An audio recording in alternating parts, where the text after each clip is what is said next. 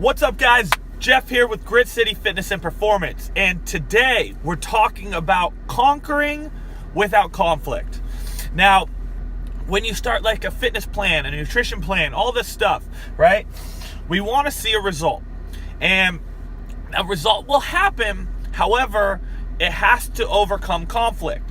So everything we do has some sort of conflict that we have to overcome. Otherwise, if we did not overcome that conflict, we did not conquer it. And in the sense of us actually achieving our goals, our conquering comes when we get to then acknowledge our success. When we then get to tell our friends, yeah, I overcame this struggle. I achieved this goal. I put in the work and the effort, right? Because no one ever goes and brags about the effort that they didn't put in and how simple it was, right? No one ever goes and says, yeah, I got the six pack by doing 6 crunches. No.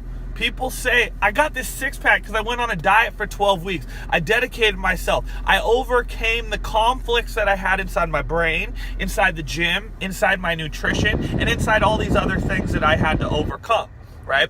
So when you go in and you acknowledge that you have to have a conflict for you to successfully conquer and achieve your goal, then you can now realize that you do have to put in the work and actually go and fight in a sense, right? So if we look at the definition of conquer, to conquer means to overcome an obstacle or to climb a mountain, right? So that's the definitions. There is also one conquer being that using in a military term, but we're not going to use that. So in the sense of conquering, it means to overcome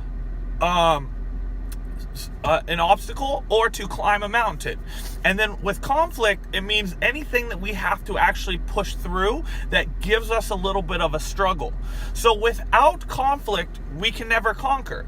Otherwise, it's just simple, right? So when we go through our daily activities and things become hard, remember, the reason that they're hard is because we need conflict in our lives, so that way we can overcome and conflict or overcome and conquer to see our end outcomes. So when things become hard with your nutrition, when things become hard with your training, when things become hard inside your head and your mind and your brain is telling you no, remember those things are just obstacles.